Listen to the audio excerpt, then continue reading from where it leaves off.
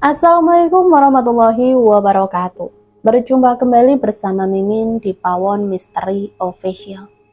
Semoga kita semua selalu mendapat lindungan Allah Subhanahu wa Ta'ala ya. Diberikan nikmat sehat walafiat serta dimudahkan segala urusannya. Amin ya robbal alamin. Kesempatan kali ini Mimin akan membagikan satu cerita misteri. Seperti apa ceritanya? Mari kita mulai.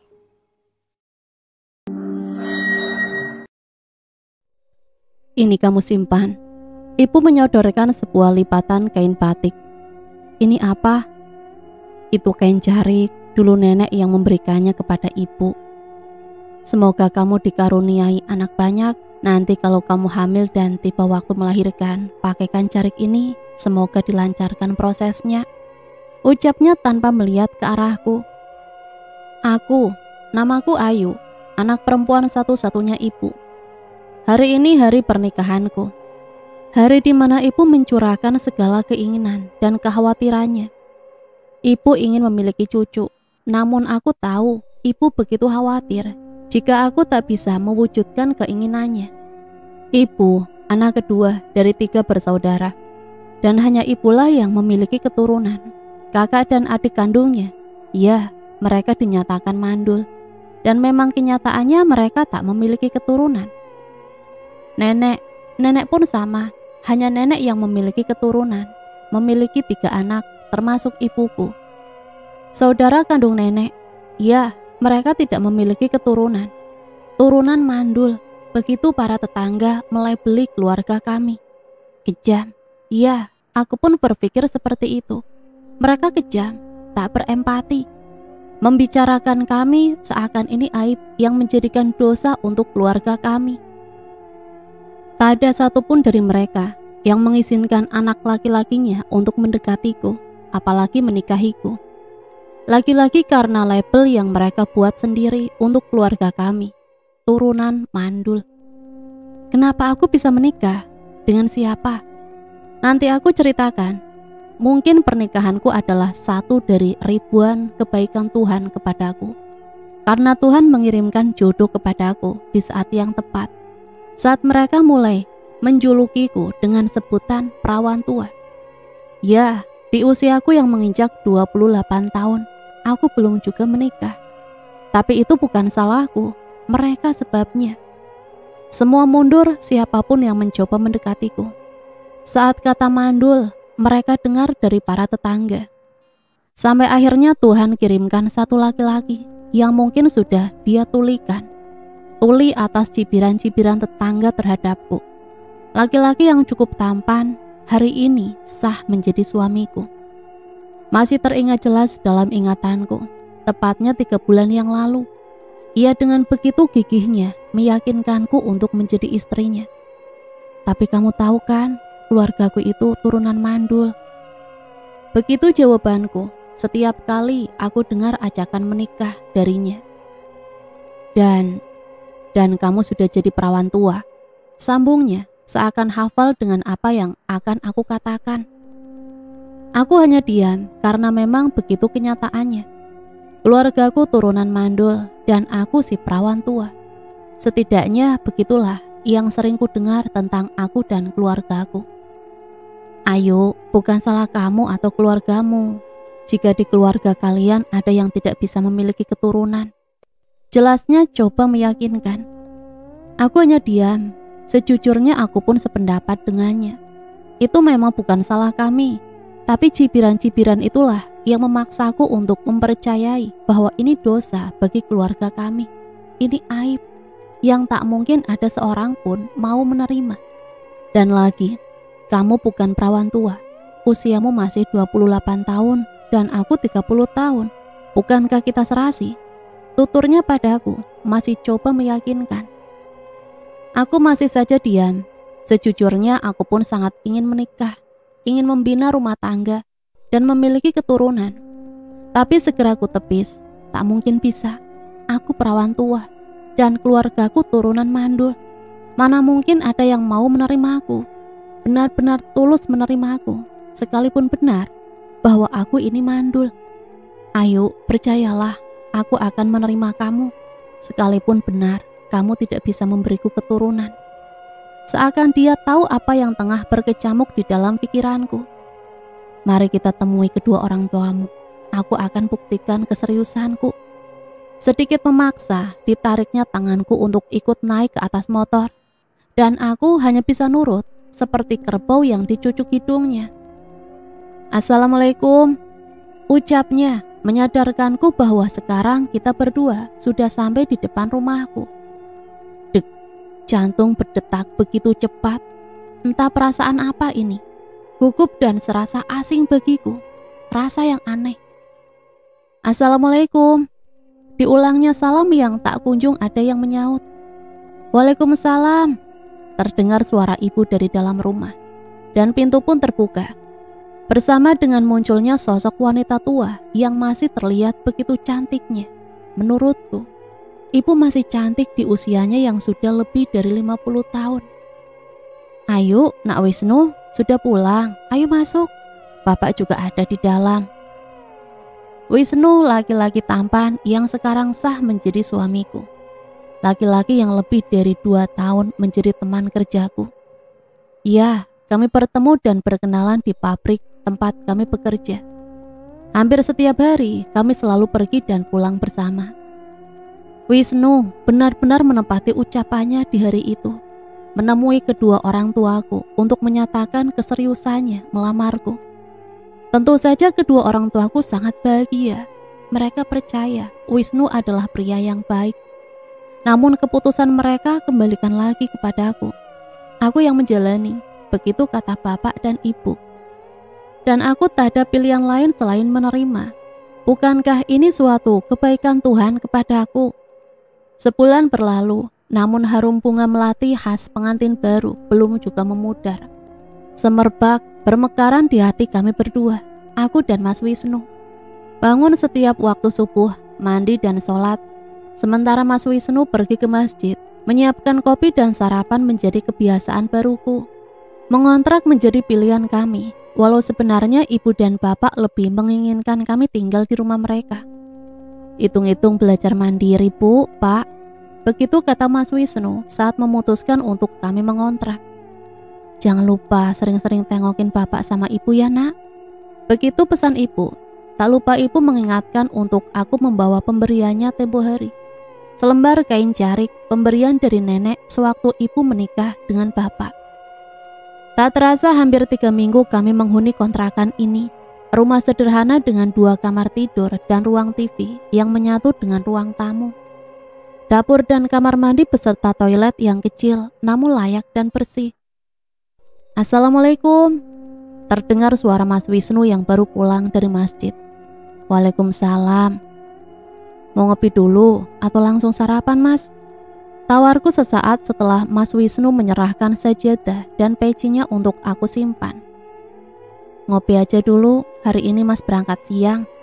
Nanti selesai sarapan, Mas antar ke rumah ibu ya. Aku menghentikan langkahku menuju kamar. Kenapa, Mas? Beberapa hari ini Mas lihat istri Mas yang cantik ini murung, pasti rindu ibu kan?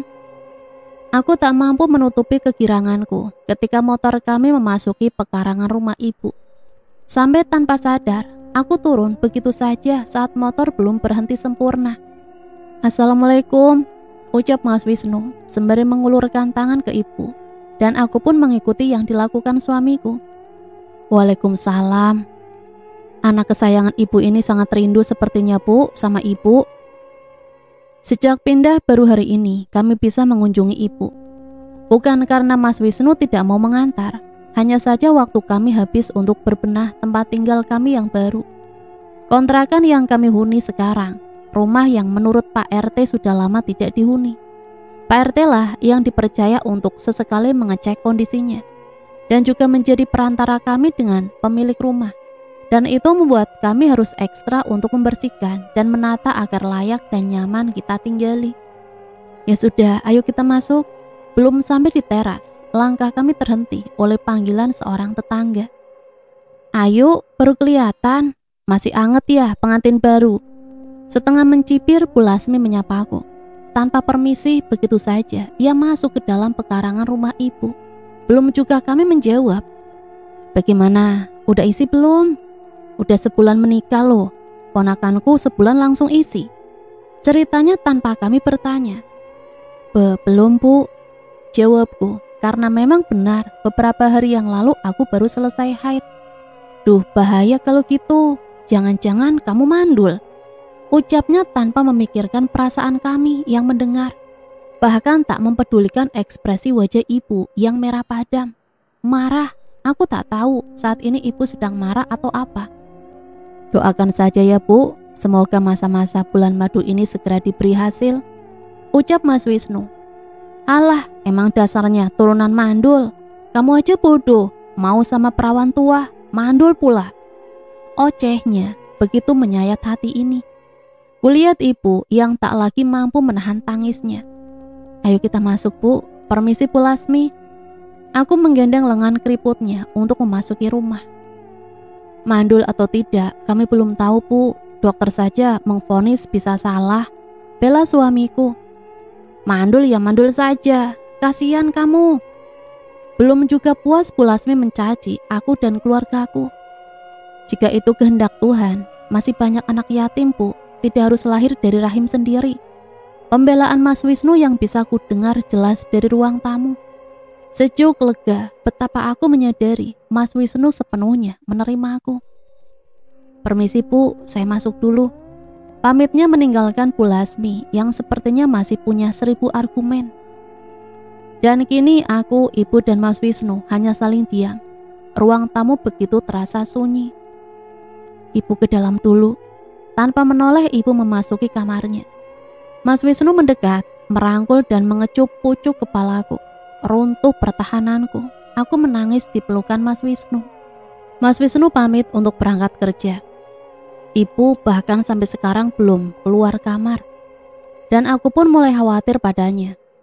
Assalamualaikum bu. Aku coba mengetuk pintu kamarnya. Tak ada sautan. Ayo masuk ya bu. Kubuka pintu yang memang tidak terkunci. Kulihat ibu yang tengah berbaring menghadap tembok. Baunya bergetar. Aku yakin ibu sedang menangis. Tak tahan aku berlari memeluknya. Maafkan Ayu ya bu, gara-gara Ayu. Kupeluk erat punggung ibu. Tubuhnya kini semakin kurus. Ibu berbalik menghadapku. Tangisannya mereda. Diusapnya air matanya yang malah semakin deras. Bukan salah kamu nak. Mungkin memang belum saatnya untuk kamu mengandung. Suamimu kemana? Maaf ibu tadi tidak keluar. Ibu tidak ingin kalian melihat ibu menangis. Mas Wisnu sudah berangkat kerja bu. Tadi Ayu sudah memasak. Sudah Ayu siapkan. 2 hari kami di rumah ibu. Dan kami pamit untuk pulang. Sepanjang perjalanan aku hanya diam. Betapa ucapan Bu Lasmi mengganggu pikiranku. Pertanyaan-pertanyaan yang sangat mengganggu mulai berkecamuk dalam otakku. Mungkinkah benar aku mandul? Bagaimana dengan bapak dan ibu? Bukankah mereka sangat ingin memiliki cucu? Aku mulai aktivitasku sebagai ibu rumah tangga. Menyapu, mengepel, dan bersiap untuk belanja sayur. Begitupun Mas Wisnu yang telah siap dengan motornya untuk mengantarku ke pasar. Ya, sejak menikah Mas Wisnu tak pernah membiarkanku untuk pergi sendiri. Tak terasa azan zuhur berkumandang. Mas Wisnu yang sudah siap dengan sajadah dan peci bergegas ke masjid dekat rumah. Dan aku segera mandi dan menunaikan sholat di rumah. Aku bersujud, ku benamkan wajahku lebih dalam lagi, lebih lama lagi. Aku mohon agar Tuhan memberiku kepercayaan. Ku semogakan agar disegerakan, dan semoga aku pantas mengandung dan melahirkan. Semoga aku pantas menjadi seorang ibu. Waktu berjalan begitu cepat, tidak terasa pernikahan aku dan Mas Wisnu sudah menuju bulan ketiga. Tanpa aku sadari, entah sudah berapa lama aku tidak mendapat jatah bulananku. Terlihat dari sebungkus pembalut yang masih utuh di dalam laci. Itu artinya 1 bulan lebih aku terlambat datang bulan. Mungkinkah aku hamil? Sedikit ragu dan tak ingin kecewa nantinya. Ku tepis pikiran yang mungkin hayal bagiku. Kurebahkan badanku yang terasa meriang, pusing dan sangat mual. Mungkin asam lambungku naik lagi. Pikirku, karena memang beberapa hari ini makanan sulit sekali tertelan olehku. Entah berapa lama aku tertidur, sampai kurasakan seseorang memegang keningku. Aku berjingkat kaget. Belum baik kan kamu? Kita pergi ke dokter ya? Ajak Mas Wisnu, terlihat begitu khawatir, melihat aku yang lemas di atas tempat tidur. Mas antar ke dokter ya? Aku tak menanggapi, mataku semakin perat, serasa ngantuk yang tak tertahan. Kubuka mataku, ruangan putih dengan aroma obat yang begitu menyengat. Bukankah tadi aku tidur di kamar? Panas dan sakit kepala perlahan tak kurasakan, hanya lemas sekali rasanya. Mas, kupanggil Mas Wisnu yang terduduk di kursi dekat ranjangku. Bersandar dengan tembok dengan mata terpejam. Sepertinya Mas Wisnu tertidur. Kulihat ada pergerakan, Mas Wisnu terbangun. Matanya sayu. Terlihat lelah, namun senyum itu masih saja manis. Menenangkanku dan seakan menjelaskan semuanya akan baik-baik saja. Kita di mana, Mas? Kita di puskesmas. Kamu pingsan, Dik. Kata dokter, kamu dehidrasi. Kita pulang saja ya, Mas. Adik baik-baik saja kok. Ini sudah malam, besok ya. Kita tanyakan dokter dahulu bagaimana baiknya. Boleh pulang atau masih ada pemeriksaan lagi. Dan untuk pertama kalinya, kami bermalam di puskesmas. Tidak nyaman, bahkan sampai pagi aku dan Mas Wisnu tak bisa juga terlelap. Keesokan harinya, seorang dokter dengan tampilan khasnya, jas putih dan stetoskopnya memasuki kamar di mana aku dirawat. Selamat pagi, Bapak, Ibu. Sapanya begitu ramah. Dokter cantik dengan perawakan tinggi dan senyum yang memperlihatkan lesung pipi di kedua pipinya. Dokter Nani, ku tahu dari pin yang ada di dadanya. Selamat pagi, dokter. Dokter menyampaikan aku dehidrasi dan dari hasil tes darah aku mengalami anemia. Begitu katanya. Aku belum diizinkan untuk pulang. Tensiku rendah dan masih harus tes urin. Dan untuk mengetahui hasilnya esok hari. Sebenarnya aku ingin membantah. Aku tidak sabar ingin pulang. Di sini aku semakin merasa mual karena aroma obat yang begitu menyengat. Pagi pun tiba, matahari yang mulai meninggi memancarkan sinar terangnya. Begitu cerah hari ini, aku dan Mas Wisnu menunggu dokter visit. Sementara bapak dan ibu sudah pulang selepas sholat subuh tadi. Ibu ingin memasak makanan kesukaanku. Bapak dan ibu akan kembali membawa makan siang dan baju ganti untukku. Selamat pagi, Bapak, Ibu, sapa sang dokter cantik. Waktu menunjukkan pukul 8 pagi saat dokter memasuki kamar perawatan di mana aku dirawat. Dari hasil pemeriksaan, dokter menyatakan aku hamil. Ya, hamil. Alhamdulillah, kata syukur berulang kali terucap dari bibir Mas Wisnu. Diciuminya tanganku. Aku tak tahu harus berkata apa. Tak ada kata yang bisa menggambarkan perasaanku saat ini. Tuhan, sekali lagi Engkau tunjukkan 1 dari 1001 kebaikan-Mu padaku. Ucapku dalam hati, diiringi dengan isakan yang tak lagi mampu aku tahan. Aku terisak, tangisan bahagia. Selamat ya nak, sebentar lagi kamu akan menjadi seorang ibu. Terima kasih Bu, dari mana ibu tahu Ayu sudah dipindahkan? Wisnu tadi menghadang ibu dan bapak di depan. Dia juga yang memberitahu kalau kamu hamil. Mual sekali rasanya, meski apa yang kumakan tadi tidak lagi kembali keluar. Semoga aku segera pulih dan bisa pulang ke rumah. Mas Wisnu telah memutuskan untuk sementara kami tinggal bersama bapak dan ibu. Seperti saran dari ibu, senang sekali rasanya hamil dan mendapat perhatian dari semua orang yang aku sayang. Begitu bahagia. Semoga semua lancar seperti doa ibu di hari pernikahanku saat memberiku selembar kain jarik. Kabar kepulanganku dan kehamilanku begitu cepat menyebar. Banyak sekali tetangga berdatangan, banyak yang mendoakan dan memberi perhatian. Tak ketinggalan Bu Lasmi. Beneran hamil tah kamu yuk? Tanyanya seakan tak percaya atas kehamilanku. Alhamdulillah Bu, doanya agar semuanya lancar. Semua mengaminkan doaku, kecuali Bu Lasmi. Hamil kok kayak orang penyakitan, sindirnya. Hamil muda wajar kok kalau lemas. Bela Bu RT dan segera mengajak semua ibu-ibu untuk pulang. Ayu butuh istirahat, Begitu katanya. Ada yang setuju dengan Bu RT dan banyak juga yang beranggapan sama dengan Bu Lasmi. Menurut Bu Lasmi, hamil itu tidak boleh cuma tidur, jangan kayak orang penyakitan. Aku tidak menyalahkan, mungkin mereka hamil tanpa mual muntah, seperti yang aku alami. Hamil kebo atau ngebo mereka menyebutnya. Setelah semua pergi, Mas Wisnu mengajakku untuk beristirahat di kamar. Dengan begitu telaten Mas Wisnu memapahku hingga sampai ke dalam kamar, benar-benar lemas. Jangan dipikirkan omongan Bu Lasmi tadi ya sayang. Ingat pesan dokter, harus selalu senang dan tidak boleh stres. Pagi nanti rencananya aku akan periksa ke dokter kandungan dengan diantar Mas Wisnu dan Ibu. Kami pergi menggunakan mobil Pak RT. Alhamdulillah Pak RT mau mengantarkan kami. Namun saat tengah malam, saat aku hendak ke toilet, aku merasakan sakit perut yang amat hebat. Sampai aku tidak sanggup untuk berjalan. Aku duduk di lantai depan pintu toilet. Dengan sisa tenaga aku mencoba berteriak, memanggil siapapun yang ada di rumah. Tak butuh waktu lama, Mas Wisnu, Bapak dan juga Ibu lari menghampiriku. Semua panik, bertanya kenapa dan ada apa. Belum sempat menjawab, semua gelap, tak lagi ku dengar suara kecemasan mereka. Aku terbangun. Mas Wisnu memberitahukanku bahwa sekarang kami telah berada di rumah sakit di kota, lengkap dengan selang infus.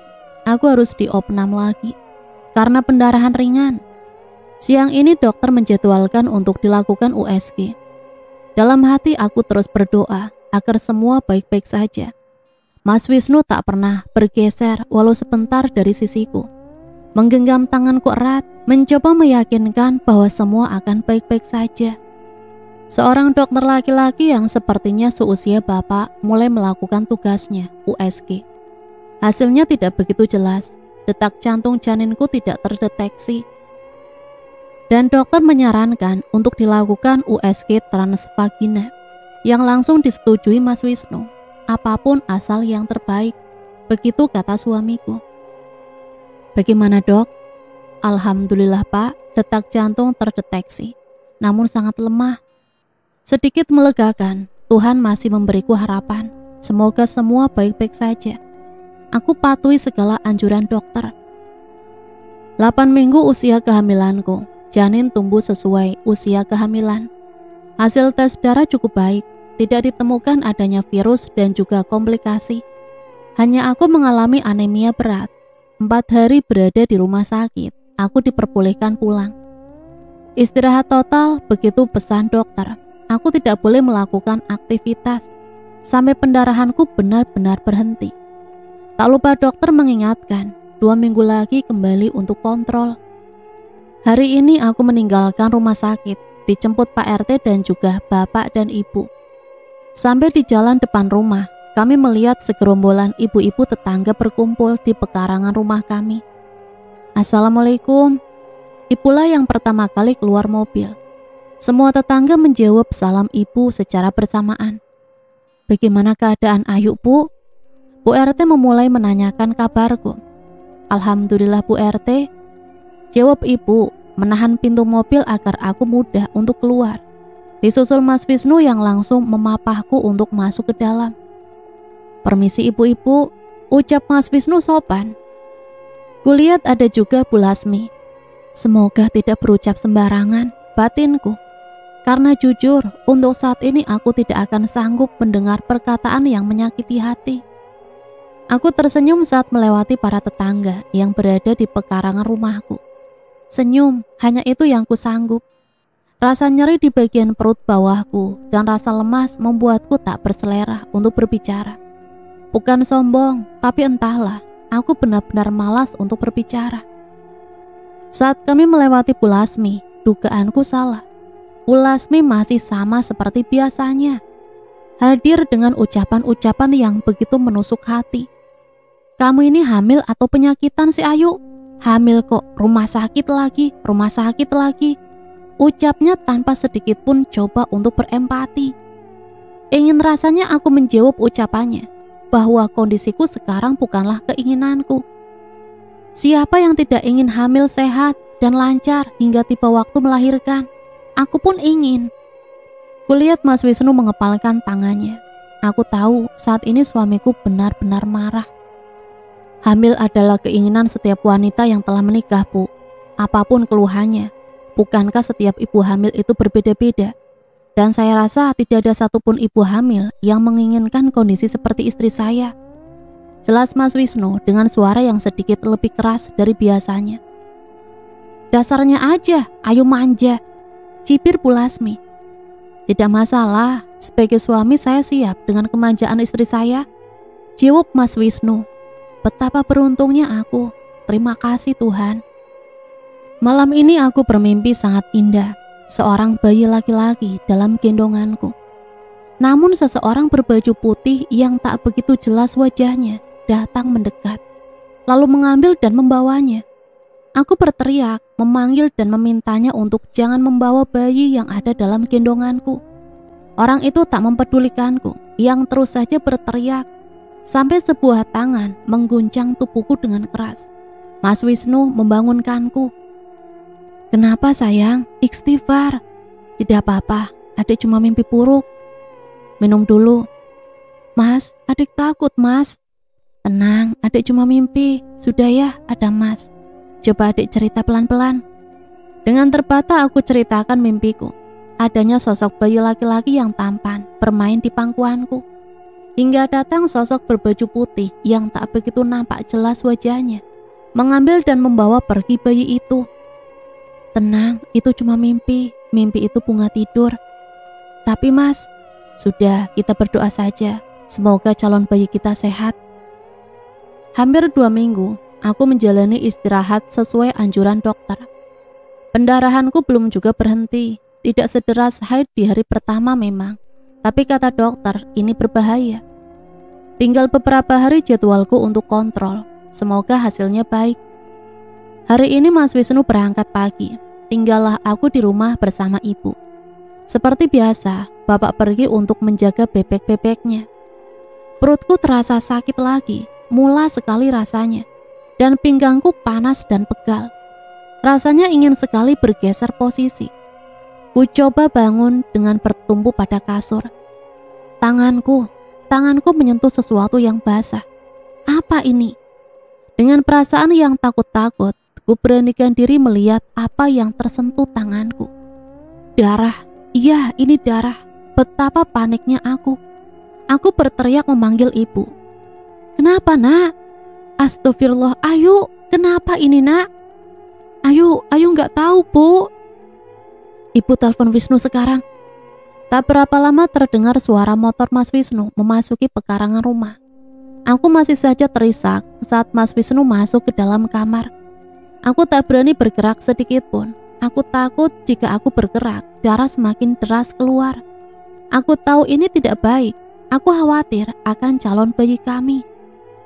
Sesampainya di ruang rawat, aku dan semua yang mengantar masih seperti orang linglung. Bahkan tubuhku bergetar, aku kedinginan dan menggigil. Ibu masih saja menangis dan Mas Wisnu hanya diam. Matanya seakan tak berkedip menatapku. Raut wajahnya begitu menyedihkan. Kami semua hanya diam, kalut dengan pikiran kami masing-masing. Sampai ada seorang perawat memasuki kamarku dengan membawa kursi roda. Selamat siang, Ibu USG dulu ya. Sapanya ramah. Seakan baru tersadar akan apa yang terjadi, Mas Wisnu menggenggam erat tanganku, membisikkan doa dan kata semangat. Aku tak sanggup untuk menjawab. Bulir air mata pun mulai mengering, namun tak juga reda kesedihan di hatiku. Abortus incomplete. Begitu keterangan dokter dari hasil USG. Apa dok? Tanya Mas Wisnu, entah tidak mendengar atau tidak paham dengan istilah yang dokter berikan. Belum dokter menjelaskan, naluriku sudah yakin ini bukan hal baik. Ini tidak berjalan seperti yang kami harapkan. Keguguran pak, dan kami akan segera mengambil tindakan untuk mengeluarkan sisa jaringan di dalam rahim istri bapak. Jelas dokter, Mas Wisnu diminta untuk segera menyelesaikan segala administrasi. Entah apa lagi yang terjadi, semua gelap. Sampai aku terbangun, Mas Wisnu masih di sampingku, menggenggam erat tanganku. Kusapanya dengan senyuman. Mas, tadi adik mimpi lagi. Anak kecil yang tadi malam ada di mimpi adik datang lagi. Tampan dan lucu sekali, Mas. Aku bercerita dengan begitu semangat. Mas Wisnu menangis. Ya, ini pertama kalinya aku melihatnya menangis. Dipeluknya erat tubuhku yang tengah terbaring.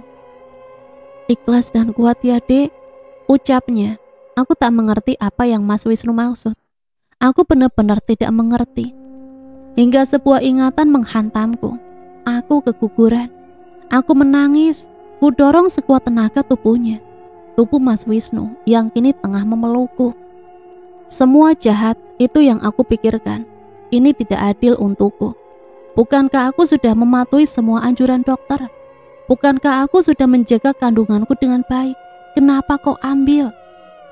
Saat ini aku pun marah pada Tuhan. Bolehkah aku marah? Entahlah, aku hancur. Aku tak bisa lagi berpikir dengan baik. Hingga selesai tindakan kuret, aku belum juga sepenuhnya sadar bahwa kini aku telah kehilangan janinku, calon bayi kami. Hari ini aku diperbolehkan pulang. Dokter meminta aku menunda untuk hamil lagi. Minimal setelah 3 kali siklus menstruasi, pemulihan rahim, begitu katanya. Aku sudah tidak peduli ditunda atau tidak. Mungkinkah aku akan bisa hamil lagi?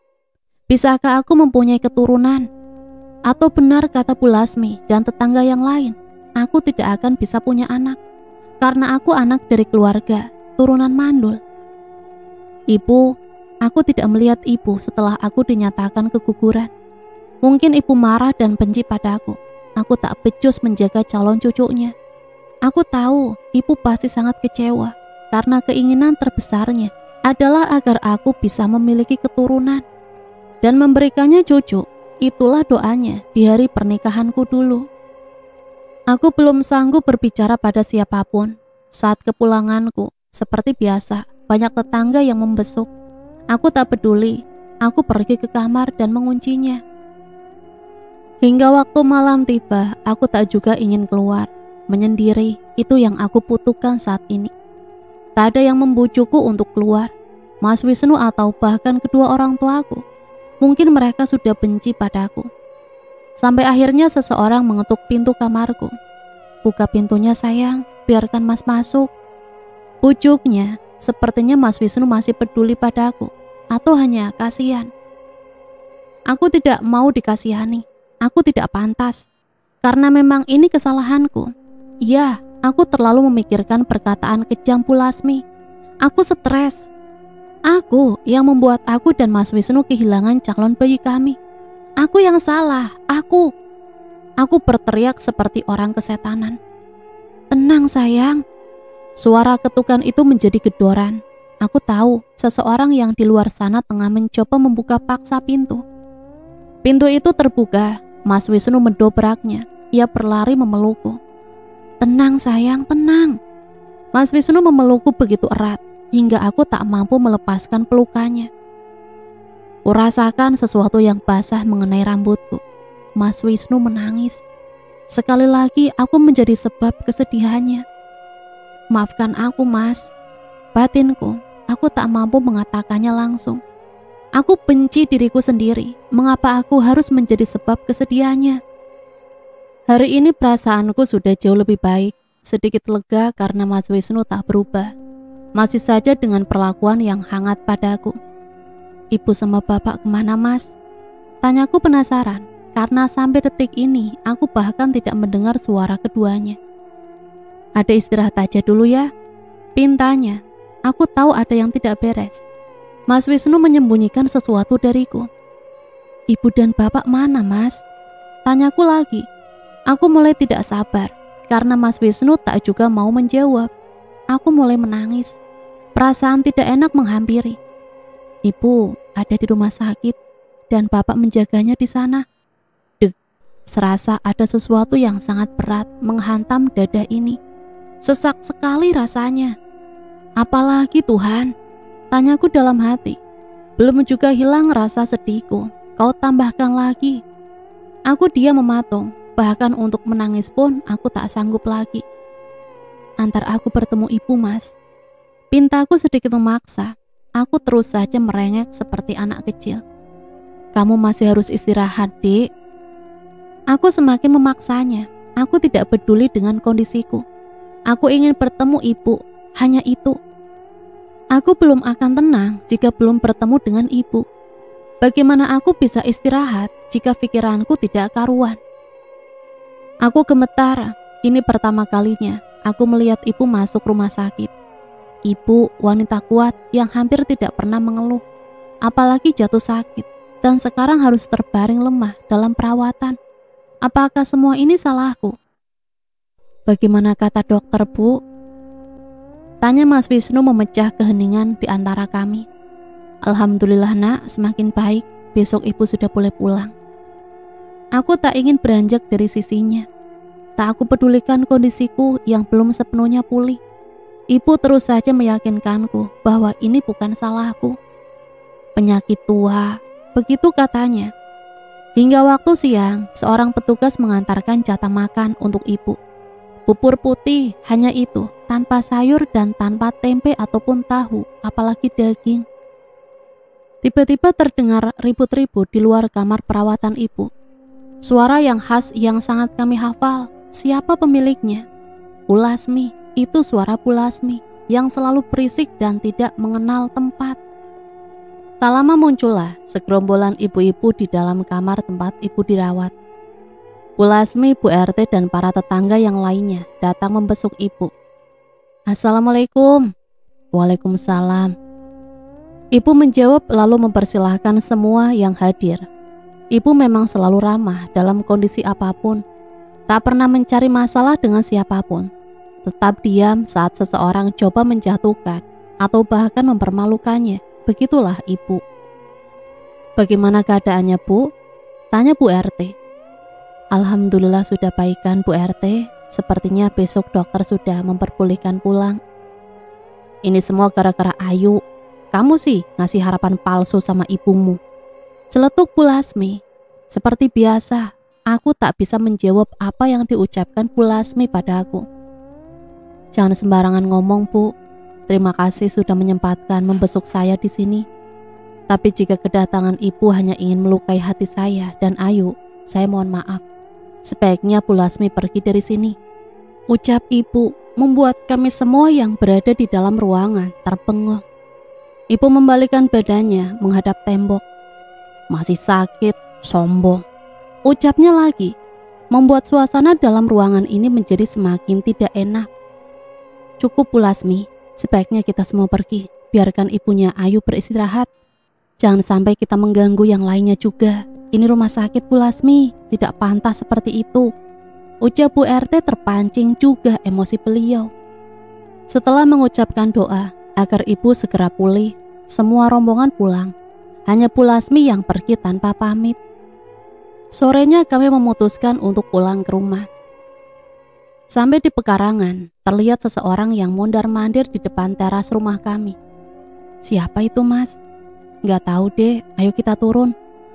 Assalamualaikum, ucap kami. Gak usah salam-salam, saya kesini cuma mau bilang sama kamu, Ayu. Jangan mentang-mentang kamu dibelain sama Bu RT, saya jadi takut sama kalian ya. Ucapnya begitu keras. Aku masih tidak paham dengan apa yang dikatakannya. Bu Lasmi sengaja menunggu kami dan langsung memaki kami. Maksudnya apa ya, Bu? Tenang, Bu, ini ada apa? Mas Wisnu coba menenangkan Bu Lasmi. Anak, ibu sama menantu sama saja. Ibu jangan seenaknya teriak-teriak di rumah orang ya, Bu. Mas Wisnu coba mengingatkan. Gak usah banyak omong. Kamu di sini tuh cuma numpang. Sok-sokan ngatur saya. Maki Bu Lasmi. Entah, sungguh ajaib tetanggaku yang satu ini. Marah-marah tidak jelas oleh masalah yang tidak jelas juga. Sampai Bu Lasmi meninggalkan rumah kami. Aku dan Mas Wisnu belum juga paham apa masalah yang membuat Bu Lasmi melabrak kami. Bukankah di rumah sakit justru dia yang buat masalah? Entahlah, aku tak mau semakin pusing dibuatnya. Esok paginya aku dan Mas Wisnu sudah ada di rumah sakit. Tapi Mas Wisnu keluar membeli sarapan. Terdengar ketukan pintu di ruangan kami. Aku mengira itu Mas Wisnu. Tapi kenapa secepat ini? Rasanya tidak mungkin. Benar saja, bukan Mas Wisnu sosok yang muncul di balik pintu itu. Bu Lasmi, entah apa yang akan dilakukannya kali ini. Seketika aku berdiri dan menghampirinya. Aku tidak mau Bu Lasmi membuat gaduh lagi dan membuat kondisi ibu semakin memburuk karenanya. Maaf Bu, ada apa lagi ya ibu kesini? Tanyaku sinis. Kamu ini ya Ayu, benar-benar tidak sopan sama orang tua. Suaranya mengeras dan begitu saja melewatiku. Dihampirinya ibu tanpa mempedulikan aku. Saya kesini mau membuat perhitungan sama ibu juga Ayu. Bentaknya kepada ibu. Ku tarik lengannya, ingin sekali rasanya tangan ini menampar mulutnya itu. Bagaimana bisa seorang wanita berbuat sedemikian kepada sesamanya yang dalam kondisi sakit? Kuurungkan niatku, berulang kali aku memohon ampun kepada Tuhan. Aku berharap agar mampu mengendalikan emosi yang ada dalam diriku. Cukup Bu Lasmi, cukup. Atau saya akan segera memanggil satpam atau petugas yang ada di sini untuk mengusir ibu. Jangan sok kamu, kelakar Bu Lasmi sambil tertawa.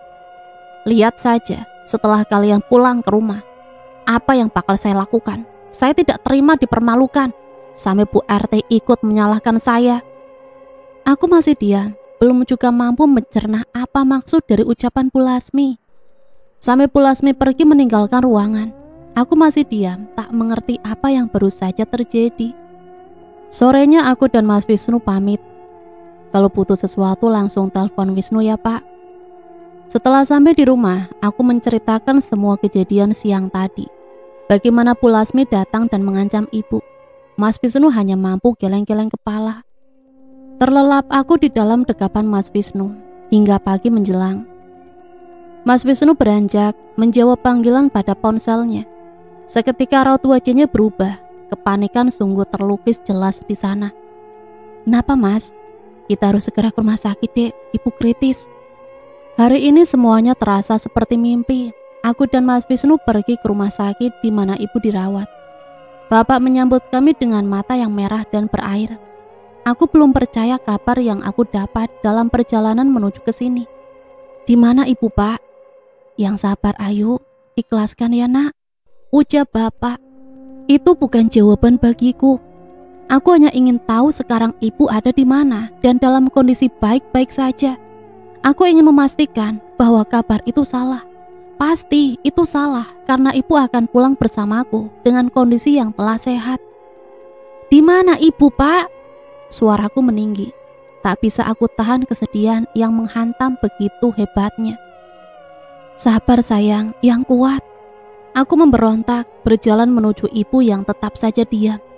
Entah kenapa badanku terasa sangat lemas. Dengan lunglai ku hampiri ibu yang sedang tidur dengan pulasnya. Kubuka selimut yang menutupi wajahnya. Aku takut ibu kesulitan untuk bernafas. Aku cium wajahnya, dingin sekali. Mas Wisnu, tolong matikan AC-nya, ibu kedinginan. Ikhlaskan Ayu, biarkan ibumu tenang di sana, pinta Bapak. Apa maksudnya? Aku sama sekali tidak paham. Bukankah ibu tidak akan kemana-mana? Ibu akan pulang bersama kami. Mas, kenapa ibu nggak mau bangun Mas? Namun Mas Wisnu tidak juga memberikan jawaban. Mas Wisnu memelukku semakin erat. Ibu ditidurkan di sebuah pembaringan. Masih sama dengan sebuah kain jarik yang menutupi sekujur tubuhnya. Bayang-bayang masa kecil bersama ibu pun bermunculan. Saat aku sakit, ibulah yang menjaga tanpa mempedulikan kantuk dan lelahnya. Saat aku malas makan, tangan ibu yang dengan telaten menyuapiku, suap demi suap hingga aku kenyang. Ibu yang selalu membelaku ketika semua orang menghinaku dengan sebutan turunan mandul. Seketika kenyataan itu menyadarkanku, ibu sudah tiada. Tak ada lagi hadirnya menjadi penyejuk pandangan dan hati kami. Bapak, aku dan Mas Wisnu, kami semua terpukul atas kenyataan ini. Bagaimana bisa Tuhan mengambilnya sebelum aku puas menunjukkan baktiku padanya? Bahkan aku belum mampu mewujudkan keinginannya. Bisakah waktu bertoleransi pada kami? Memberikan masanya untuk kami lebih banyak lagi, saling mencurahkan kasih dan sayang. Satu lagi kenyataan yang tak mampu aku tolak, waktu tak akan kembali. Begitupun dengan ibu yang telah pergi, ia tak akan kembali.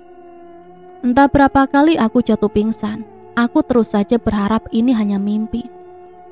Salah seorang yang bertugas mengkafani ibu meminta kami untuk melihat wajah ibu untuk yang terakhir kalinya. Kukuatkan langkahku, ku coba mendekat, namun ternyata sama. Saat aku menatap jasadnya yang kini terbujur kaku, tak lagi bernyawa, seketika semua menjadi gelap.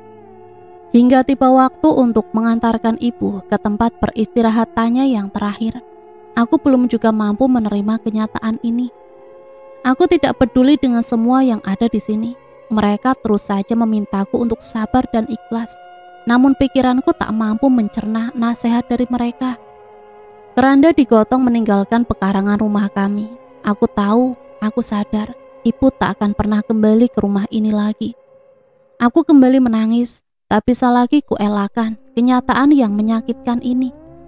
Ibu benar-benar sudah pergi dan tak akan pernah lagi kembali. Selamat jalan ibu, semoga engkau mendapat tempat yang terbaik di sisinya. Waktu terus saja berjalan, bukan mudah, namun aku mampu untuk menjalaninya, melewati kesedihan dan berusaha menerima takdir yang kuasa. Mas Wisnu tak pernah lelah menemaniku. Di saat semua orang mencaci dan mencibirku, menyalahkanku atas meninggalnya ibu, Mas Wisnu selalu meyakinkanku bahwa ini bukanlah salahku. Ibu Lasmi, perempuan itu benar-benar membuktikan ancamannya, menyebar fitnah untuk menjatuhkan keluarga kami. Akulah penyebab kematian ibu. Aku yang membuatnya sakit karena kabar bohong soal kehamilan dan keguguran yang aku alami. Lagi-lagi Mas Wisnu membuatku merasa aman. Ia selalu membela dan melindungiku.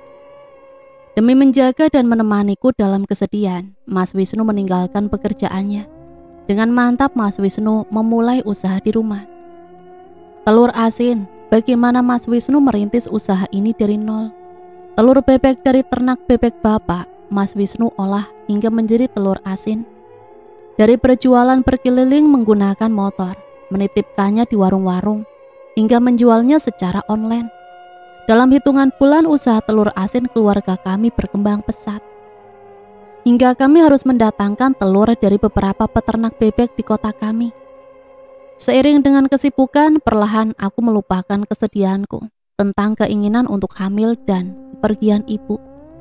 Terkadang tubuhku merasa lelah, hingga Mas Wisnu melarangku untuk membantuku. Namun lelah ini sungguh membahagiakanku.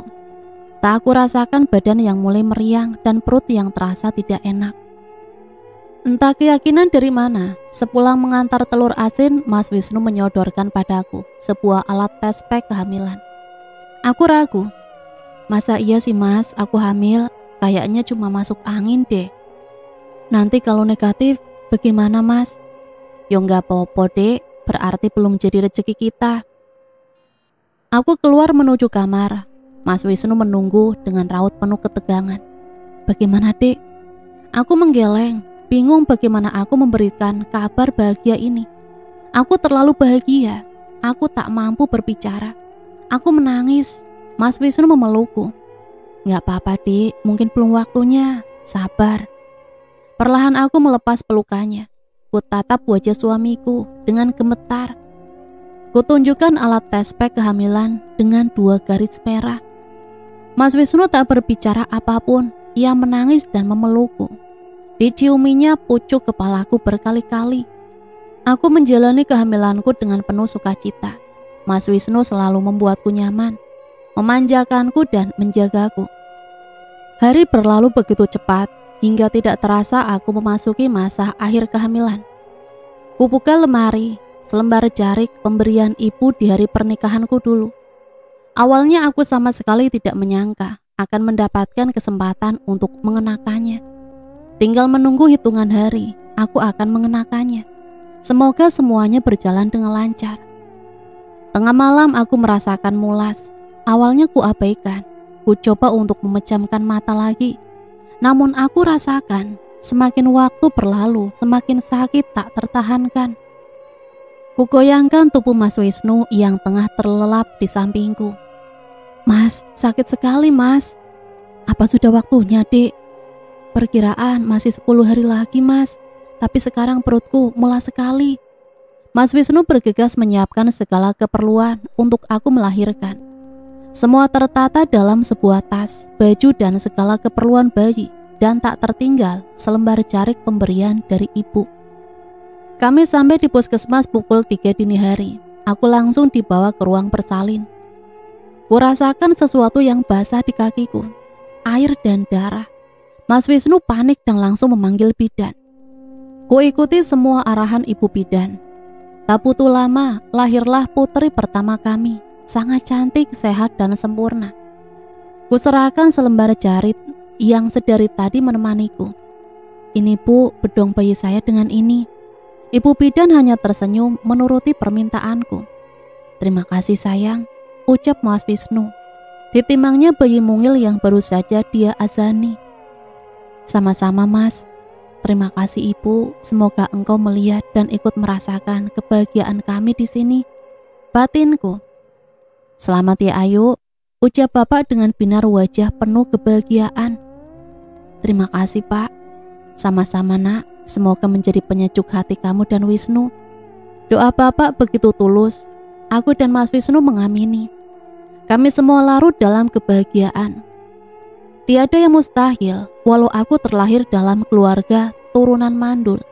Jika Tuhan mengizinkan, aku dapat mengandung dan melahirkan. Sekali lagi, Tuhan menunjukkan salah satu dari 1001 kebaikannya padaku. Saat tahu aku hamil, banyak yang meragukan kabar itu. Para tetangga menganggapku halu, berhayal dan macam-macam cibiran. Aku sudah tidak mau terpancing. Cukuplah 1 kali keguguran menjadi pengalaman untukku. Aku tidak mau terlalu stres dan akan berdampak buruk untuk janinku. Bahkan saat Bu Lasmi menghasut para tetangga untuk menertawakan kabar kehamilanku. Mana ada ya turunan mandul itu hamil. Palingan bentar lagi ada kabar masuk rumah sakit, terus bawa pulang, kabar pendarahan lah, keguguran lah. Sindirnya saat aku belanja di warung dekat rumah Bu Lasmi.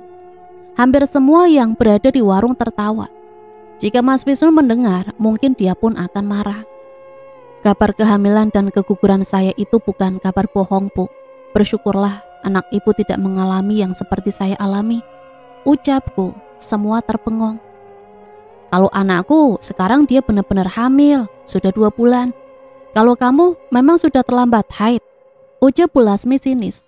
Lagi-lagi Bu Lasmi menertawakanku.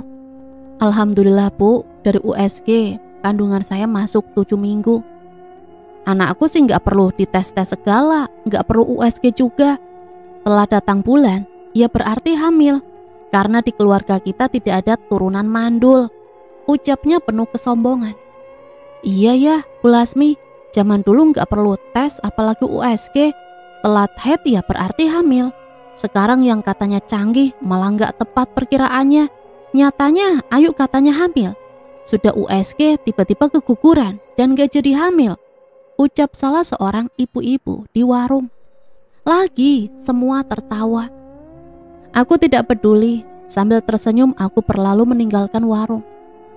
Sampai di rumah aku tidak menceritakan penghinaan ibu-ibu di warung dengan Mas Wisnu. Aku hanya bercerita jika anak Ibu Lasmi hamil dan usia kandungannya hampir sama denganku. Alhamdulillah, jawab Mas Wisnu. Bulan berganti, kini usia kehamilanku masuk pada bulan keempat. Hari ini aku dan Mas Wisnu pergi ke rumah sakit untuk kontrol rutin. Ketika kami hendak pulang, kami berpapasan dengan Bu Lasmi, serombongan. Ibu Lasmi terlihat sangat panik. Bahkan saat kami menyapanya tidak seperti biasa. Ibu Lasmi sama sekali tidak menanggapi kami. Tidak ada lagi kata-katanya yang kejam. Baru aku tahu setelah selang beberapa hari pertemuanku dengan Bu Lasmi di rumah sakit.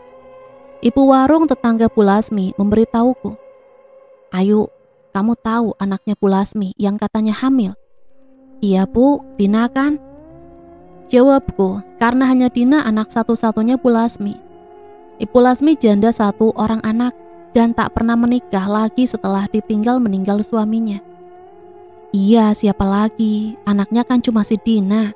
Ternyata Dina itu tidak hamil, tapi ada kanker di rahimnya.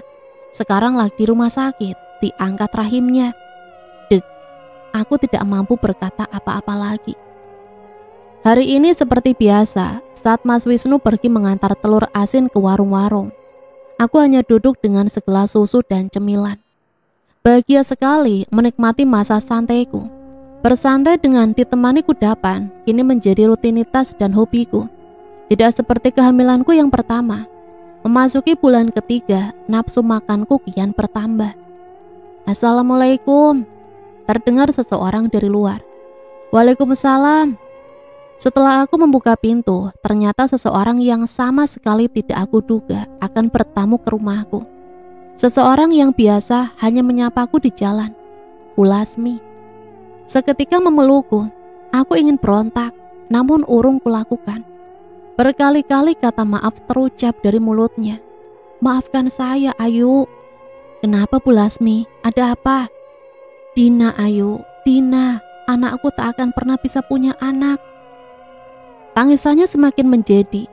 Ulasmi mengungkapkan penyesalan atas sikapnya padaku selama ini. Tentu aku maafkan. Aku tidak mau penyakit hati menghambat langkahku. Seperti nasihat ibu, aku tidak boleh merugi hanya karena tidak mampu menjaga emosiku. Dan cerita selesai sampai di sini. Semoga cerita ini bisa kita ambil pembelajarannya ya. Ambil sisi positif dan buang hal negatifnya.